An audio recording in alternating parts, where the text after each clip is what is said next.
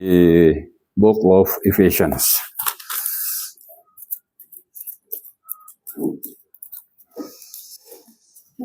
Go eat popcorn.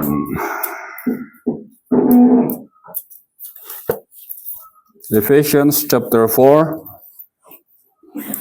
Basahan tayo ti context na.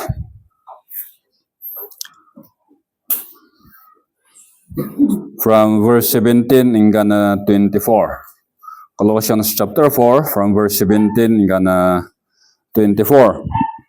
Basa dito So this I say and affirm together with the Lord that you walk no longer just as the Gentiles also walk in the futility of their mind, being darkened in their understanding, excluded from the life of God because of the ignorance that is in them, because of the hardness of their heart. And they, having become callous, have given themselves over to sensuality for the practice of every kind of impurity with greediness. Verse 20, but you did not learn Christ this way. If indeed you have heard him and have been taught in him just as the truth is in Jesus, that in reference to your former manner of life, you have laid aside the old self which is being corrupted in accordance with the lust of deceit, in that you, being renewed in the spirit of your mind, verse 24, and put on the new self, which is in the likeness of God, has been created in righteousness and holiness of the truth. Nga po Diyos mang bendisyon iti sa una.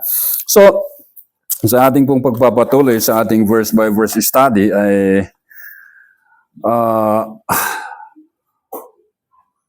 sa point na ito ay nakita po natin yung kung paano yung church, yung iglesia, the body of Christ ay pinapakita po natin yung glory ng ating Panginoon. So we radiate.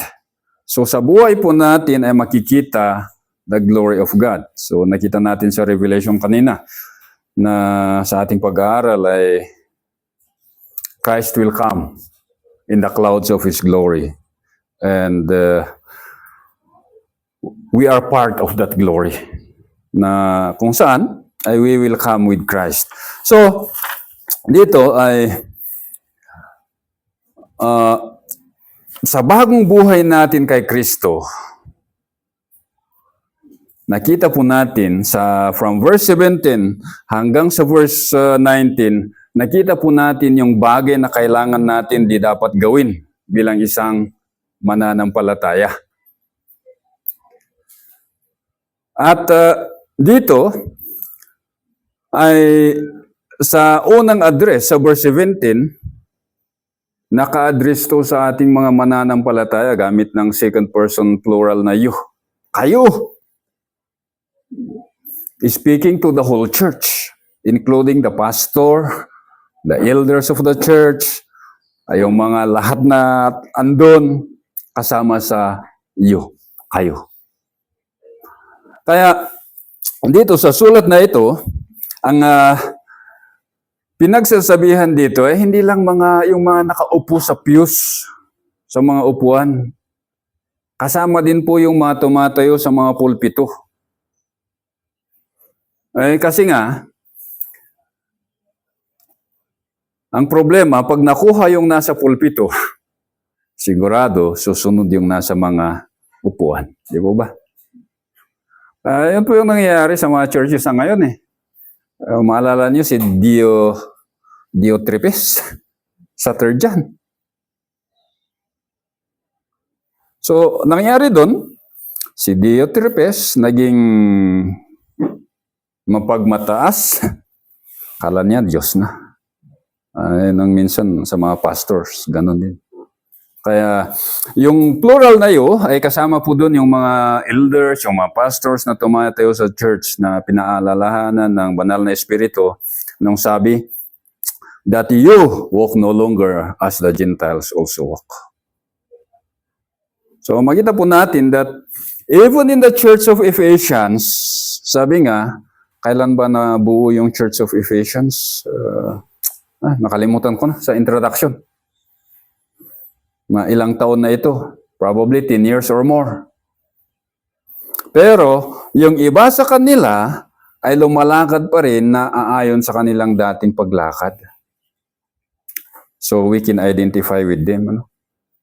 Na kahit gaano tayo katagal na bilang mananampalataya, no one is exempted. Wala pong hindi kasali sa paalala na ito. Kasi, as long as we are in this life, we are always prone to wander. Yun po yung katotohanan sa buhay ng isang mananampalataya. We are always prone to wander, to live the God we love. Hindi man natin iwanan totally yung pananampalataya, pero yung lakad natin paminsan-minsan ay gumigiwa. Ganun yung buhay natin bilang isang mananampalataya. Bagamat naisin man natin na diretso yung paglakad natin bilang mananampalataya, meron at meron yung mga time na ganun na yung buhay natin. Kaya dito, yung reminders dito, yung exhortation dito, sabi ni Pablo, walk no longer, wag na kayong lumakad na ayon sa dating paglakad ninyo. So,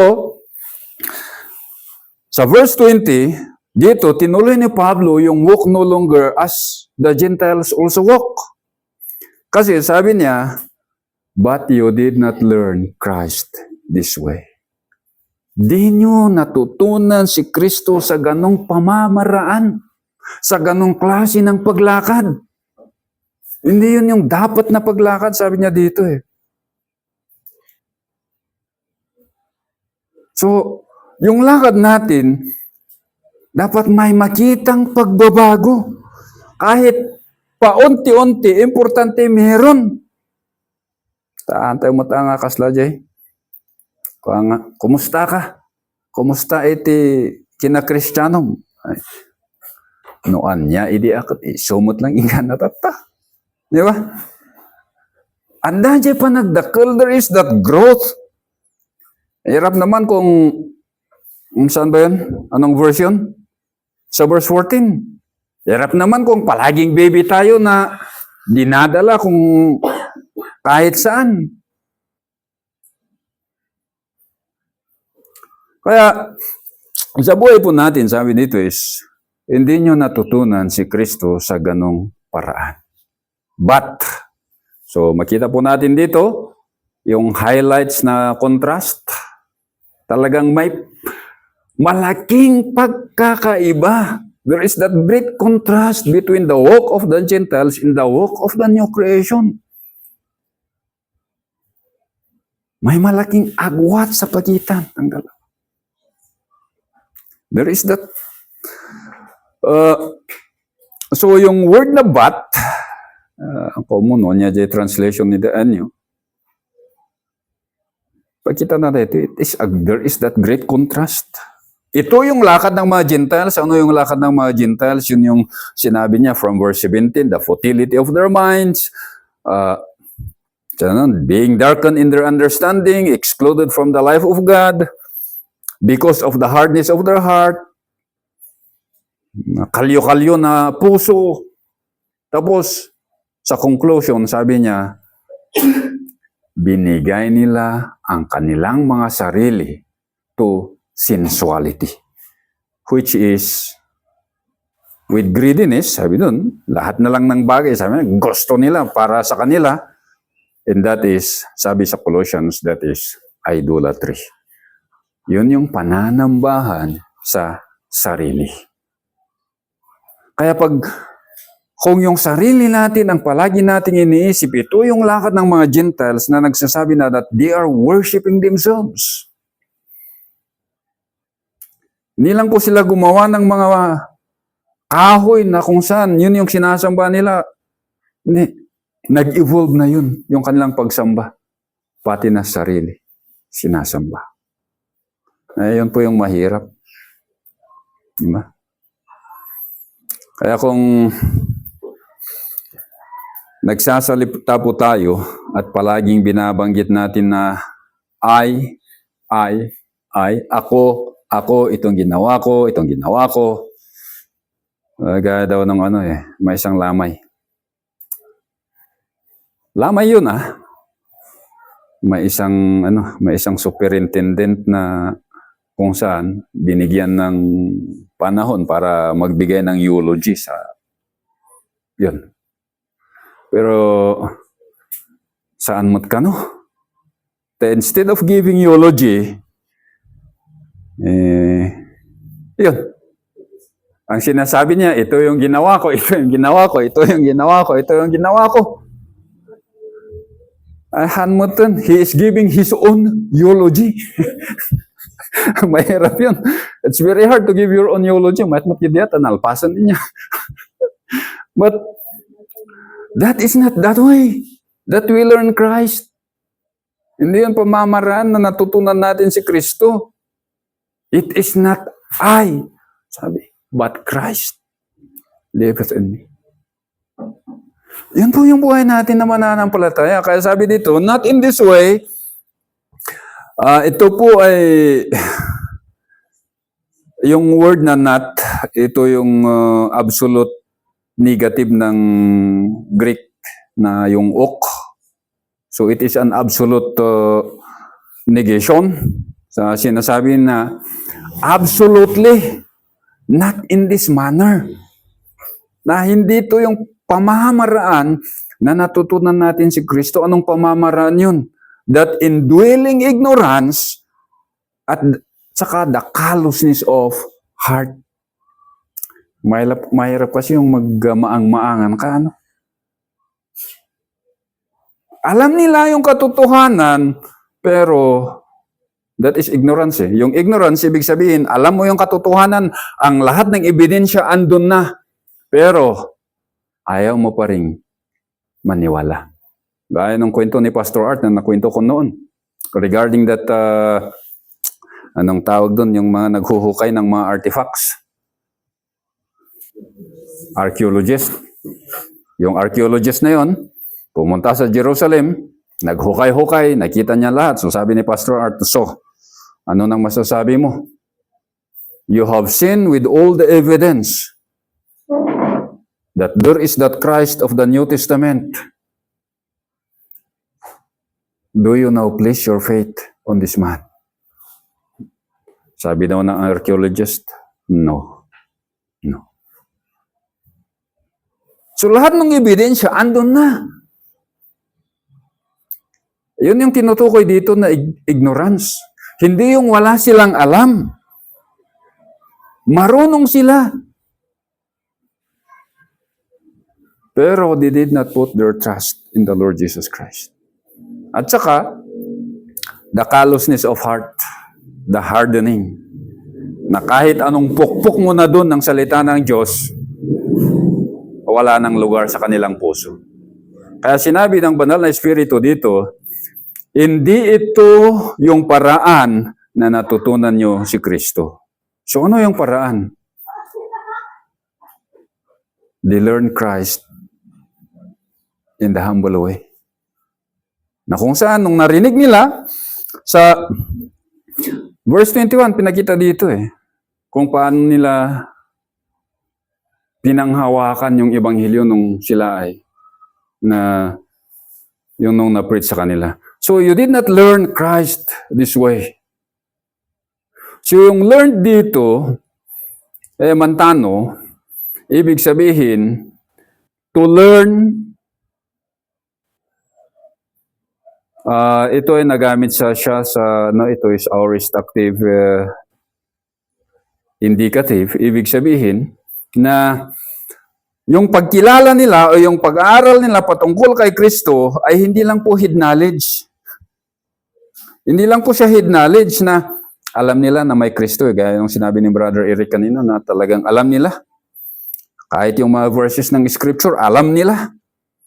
Pero when you learn Christ, sabi niya, there is that talagang aktibo ka. There is that urgency. Yung gustong-gusto mong makinig. Gaya nung awit na Tell Me the Story of Jesus. Na talagang yung desire natin sa puso natin ay mapakinggan kung sino si Kristo.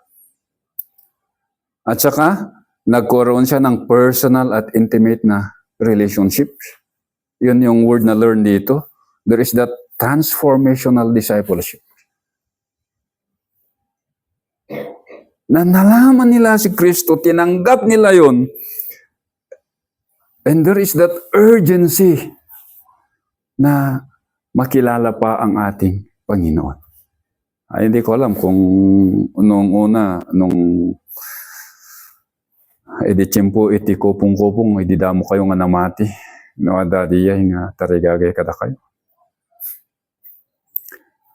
Nga sika iti kasapaan nga mapanjay simbaan. Narigat mo't kidi iti kasapaan nga mapanjay simbaan. Dati agangkel nga nakitak. Diyamay sa nangag ko. Diyamay sa nakitak. When I was a pastor, there is that crippled man. Crippled Isona. And there is that step to those karagitinapan dyan binaka. If you remember the step going up to the church. Yung old man na ito, wala na siyang kakayahan to magna eja step. So tiaramidin na agkaradap slowly. Usually, no han nga gumagat dagi dyan membro da kami ti apan aglinis dyan church. So, adong nga daras nga nakita nga kasi nga pang kami aglinis at dada ito lakay. So, at times, makita mo dyan rigat ng agkaradap nga mapan i church. And then, natay dyan ka anak-ana, dapas a few weeks ago, kat nakatungtungtong ko dyan pastor na, kat ko na nga, amo pa yaman dito yung bayaw ko na. Ta idi nagpamatikat. 7 o'clock at adan dyan simbaan. Isang ako na nakanungkot. Isang akong kunaktip panunod ko, apan, anyan, iti oras, ha? Sometimes, imbis nga maragsakan, medyo maasar. Si kaman pa man, hakapal lang nakasuksukat. Ka nakalinlinis sa church, katadan dyan tao. But anyway, anong makita natin doon? That urgency to know more about the Savior. Na kung saan, minsan sa atin ay parang, ay normal na. Importante, kikita tayo ti Arla ti Domingo, ayosan. But that is not the way we learned Christ, di ba? Hindi po ganun yung nararamdaman natin nung una, nung nalaman natin si Kristo. There is that fire within. At ito yung sinasabi na the way you learn Christ. So, this is a challenge para sa lahat sa atin. Na kahit man sa buhay natin ay minsan, pagiwang-giwang tayo, but let us be reminded na hindi po ganun yung pagkakilala natin sa ating Panginoong Hesukristo. Let's move forward, not backward. Sa verse 21, sabi po, if indeed you have heard Him, have been taught in Him, just as truth is in Jesus. Ito, if indeed, hindi po to third class na possibility. Bagkos, ito po ay first class condition. Ito po ay assumed as true for argument's sake. Sabi nila, ito po ay totoo. Parang, kung sinasabing argument's sake, para lang no jay ulo tayo may kat makibor ko agpanunot. Hantay lang nga passive nga listener nga, ay, usto piyo man jay bagbagan na. Usto. Nam ijay panunot tayo, awan iti effect na. That if indeed, it implies that in the mind of the audience, di agree nga totoo yung sinasabi nila, ito yung naramdaman ko, ito yung naranasan ko nung napakinggan ko yung mensahe patungkol kay Hesukristo. Nasa isipan po natin ay maalala natin yung dati nating naramdaman. Yung dati natin pagkilala sa ating Panginoong Jesucristo. Nahanon nga nakalayoan dyan puso tayo. Nga oray anyat ti lablabidon ni Sunday School teacher, anyat lablabidon ni Pastor katay. Importante kat inak nagmisa. Ha? That is not the way. Hindi po yun yung paano natin nalaman si Kristo. So sabi dito, if indeed, it affirms the reality na totoo na may nangyari sa buhay natin nung naturuan tayo. So sabi dito, if indeed you have heard, talaga totoo na napakinggan nyo yung mensahe. Totoo na nalaman ninyo. Hindi lang ninyo nalaman, naintindihan ninyo at there is that implication of obedience. We obey and we believe the gospel.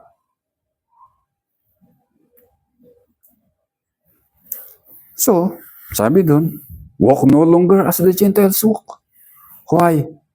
Kasi napakinggan po natin yung Ebanghelyo nung unang napakinggan natin ay meron na yung pagbabago na nangyari sa buhay natin. Bagamat yung effect niya ay very slow, kasi yung iba, the effect of the gospel is talagang it's very transforming. Yung isang nakasama ko na elder noon, sugador iso na. Bartok, no, that minatayan, anda iso na, tunod na amin din natin. Kasi, ay ayam na sugal. But when he believed the gospel, diya pagka-artok na, pagka-sigarilyo, sobra ganyan pa nagsigarilyo na, manungapak iti may saldaw. Tapos, diya, inom sigarilyo sugal, iti talagang atalong ako na, kuna nakat, idinamatiak, kabigatan na naikat amin nagijay. Diya panangangot ko ti arak, panangangot ko sigarilyo, umangot ko nagijay, makasarwa ako. However, in some areas of his life, adamot problema. Dati may isang problema, anger. So, there is a transformation in the other side, but also on the other side, there is that struggle. Although, adamot nagijay da duma, na nagparigat da nga mang ikat iti ayat iti arak, ayat iti sigarilyo, ngam on the other hand, makita mo dyan change of behavior. So either way, ada nga dyan struggle. But one thing is sure, meron po yung transformation, yung pagbabago. Bagamat hindi sa lahat ng aspeto ay nagbago, meron yung talagang paunti-unti. Kasi nga, yung word na heard, again, pinapakita dito that we hear with attention, we understand, and we obey. Yun po yun. So, active voice ito, ibig sabihin na meron po yung talagang we take the responsibility na sa atin, there is that urgency na kung maaari lang sana, every day is fellowship. Ewan ko kung meron ito sa inyo noon, yung mga hindi lumaki sa Christian homes. Na kung saan, nung bago kayo mananampalataya, ay kung sabi, may Bible study doon. Kung po pwede, present ka sana. Di ba? Pero habang tumatagal,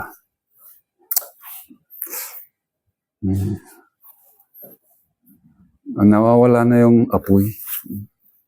Mas binibigyan natin halaga yung, ewan ko, kung ano yung binibigyan nyo ng halaga. So, we heard. Sa Ephesians 1:13, sabi po, in Him, you also, after listening, yun yung word natin na heard, the message of truth, the gospel of your salvation, having believed, you were sealed in Him with the Holy Spirit of promise. So, when they listen to the truth, the gospel of their salvation, sabi po, they believe. And the word believe implies yung pagbabago sa buhay ng mga Kristiyano na ito. Eh, ang problema, sabi doon, some of them are going back to their former walk as Gentiles. So, hindi lang po nila napakinggan, sabi po, they were taught na ituro sa kanila. At yung word na taught or didasko, kadalasan sa New Testament, pag nagamit ito, pinapakita na, or it is always related sa pagtuturo ng salita ng Diyos. So they were taught, naturuan sila. Naturuan sila ng salita ng Diyos. So it's a reality. So sa buhay ng mga Ephesian Christians na ito, hindi lang po sila nakapakinig ng magandang balita at nanampalataya. After hearing all those, after believing, there is that discipleship. Yung word na thought, pinapakita dito na meron yung pagpapatuloy sa kanila sa pakikinig sa salita ng Diyos. There is that continuous action sa mga Kristiyano na ito na nagpatuloy sila na nagpaturo ng salita ng Diyos. Sa Colossians 1:28, sabi dito, Colossians 1:28, whom we preach, warning every man and teaching every man in all wisdom that we may present every man perfect in Christ. Anong dahilan? Bakit sila nagtuturo ng salita ng Diyos?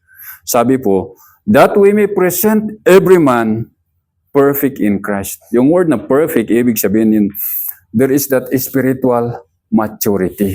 Bakit nga ba tayo nag-aaral ng salita ng Diyos? To mature spiritually. Para hindi tayo palaging nasa baby. Na, gay-gay na, binmangon niya, ingay-gay na. Mahirap po yun. Kaya, that we present everyone perfect in Christ. Yan po yung yung primary purpose ng pagtuturo ng salita ng Diyos. Na sa buhay ninyo, sa buhay ko bilang isang pastor, lalago po tayo lahat sa salita ng Diyos. There is that spiritual maturity.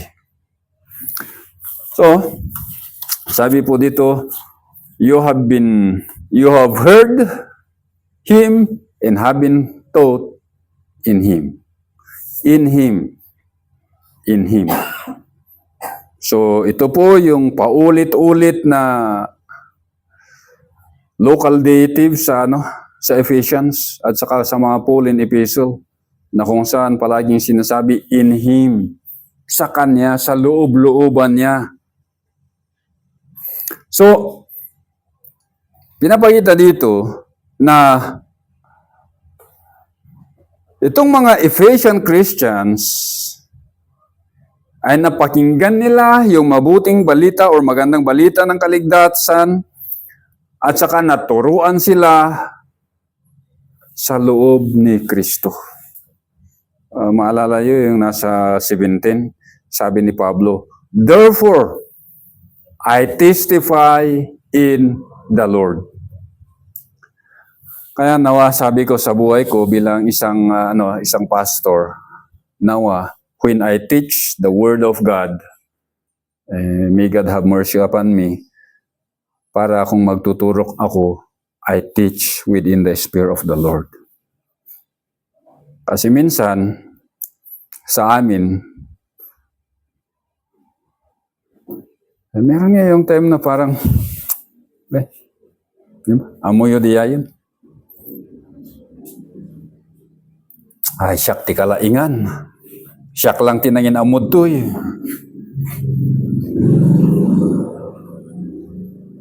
So, yun po yung mahirap eh. Na even us, sabi nga, nagiging biktima din minsan. Ewan ko kung biktima ang word na magamit doon. Sometimes, we do not teach in the Spirit of Christ. Sometimes, we are only using our mere knowledge. Parang hid knowledge lang ang sinasabi namin sa inyo. Not in the Spirit, not in the location of Christ. So, sa buhay po nating mananampalataya, sa lahat ng ating pong ginagawa, lahat po sana yon, we do it within the Spirit of Christ. Na kung saan, ay Christ alone is the central object ng ating lahat na ginagawa. Mas lalo na yung maturo natin. So we are doing the teaching within His sphere, and then He Himself is the central object. Siya yung pinag-uusapan. Kaya fellowship without the mention of the name of Christ is not fellowship. No? So ano adat na sabat yung nakaistoryayo jaydalan, ono conforming nga napang kayo nagbisita, kat titinaltal-talang tiyaw yo, kat jay trabaho yo, jay kapadasan yo, without mentioning and giving glory to Him, that is not fellowship. Marites lang diya. Kasi, kita tayo dito, sabi doon, you are taught and you heard the message of salvation within the Spirit of Christ. At sabi nga ni Pablo, I testify, I witness in the Lord. Just as the truth is in Jesus. Just as the truth is in Jesus. If indeed you have heard Him and have been taught in Him, just as the truth is in Jesus. Ano ba kasi ang katotohanan? Ano ba kasi ang katotohanan? Maalala niyo kung sinong taong nagtanong ng ganun? What is the truth?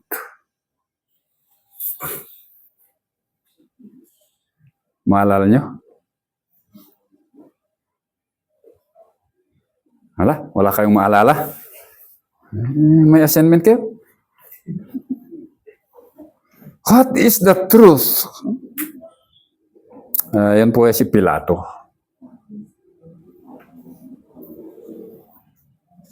Sabi niya sa ating Panginoong Hesus, what is the truth?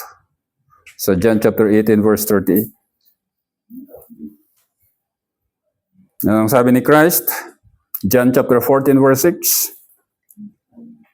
I am the way, the truth, and the life. No man cometh to the Father but by me. Sabi sa 1:17 ng John din, for the law was given by Moses, but grace and truth came by Jesus Christ. So, ano ang katotohanan na nasa kay Kristo? So, truth, the unconcealed reality, ang hindi nakatago na katotohanan. Truth in Jesus sa ating pag-aaral sa Book of Ephesians, kung titignan po natin, ano ba kasi yung katotohanan, the truth that is in Christ or that is in Jesus? Na ating napag-aralan sa Ephesians lang So I'll give you a few. So the truth that is in Jesus in the book of Ephesians, kung babalikan natin from chapter 1, goes back Sa verse 1 and 3, na kung saan sabi doon, He has chosen us before the foundation of the world in Him. Ephesians 1:3. Sa Ephesians 1:7, sabi doon, He redeemed us and forgive us our sins through His blood. Ayan po yung mga katotohanan. Pero still, dami sa mga Kristiyano sa ngayon, they are still wandering in their guilt. They do not trust the finished work of our Lord Jesus Christ. Sa Ephesians 1:22, sabi doon, Christ is the head of the church. Kaya walang sinumang pastor na nagsasabi na sila yung ulo ng iglesia. Christ is the head. Sa chapter 2, verse 5 and 6, God made us alive together with Him. He raised us up with Him, and He seated us with Him in the heavenly places in Christ Jesus. Sa verse 13 and 16, or sa 16 and 17, 13 to 16. Ephesians chapter 2, 13 to 16, sabi po doon, He reconciled us by His blood. Sa verse 20 ng chapter 2, anong sinabi po doon? Christ Jesus is the chief cornerstone of the temple. Sino tong mga temple? Made up of tayong mga mananampalataya. Sa chapter 3, verse 16 and 17, si Kristo po ay nananahan sa ating mga puso sa pamamagitan ng kanyang banal na espiritu at sa kanyang salita. Christ indwells us. Sa verse 7, He gave gifts to His body. Nagbigay po siya ng grace gift. Sa lahat po sa atin ay may bigay na biyaya ng Diyos. And then sa verse 10 and 11, He gave gifted men to His church. Sa verse 15 and 16 ng chapter 4, He sustains and nourishes His body. Ay yung ulo talagang pinangangalagaan niya ang katawan at binibigyan na ito ng exact nourishment na kailangan. So, yung katotohanan na yon, the truth that is in Jesus, ito po yung magsasabi kung paano na tayo lumakad bilang isang mananampalataya. So sabi sa there is that negation, na walk no longer as the Gentiles walk. So paano na? So sabi, just as the truth that is in Jesus. Ito po yung lakad natin sa ngayon. Yung mga katotohanan na nasa kay Kristo defines and dictates our walk as Christian or new creation. So nawa, may God help us para yung paglakad natin, bagamat meron yung time, sabi ko nga kanina na hindi diretso yung paglakad natin. Sa pasalamat po tayo kasi andun po yung repentance pa rin. At dito, pinakita sa atin kung paano tayo lumakad, and that is according to the truth na nasa kay Kristo Jesus. Shall we pray? Father, we thank you sa inyong mga salita na aming nabasa at napag-aralan sa umagang ito. Totoo nga po, Ama, na minsan sa buhay po namin ay hindi po namin maiwasan na kung saan yung paglakad namin ay parang pag-iwang-giwang gaya ng lakad namin nung hintil pa kami. But Father, we ask you that may you continually remind us na kung saan when we walk in the path of the Gentiles, Remind us, O Lord, to always come to you in repentance. And enable us by your Holy Spirit na kung saan sa buhay namin as new creation in Christ ay lumakad po kami na naaayon sa mga katotohanan na nasa sa aming Panginoong Hesukristo. Father, we thank you and we glorify your name. Ito po ang hiling namin at dalangin sa pangalan ng aming Panginoong Hesukristo. Amen. Amen.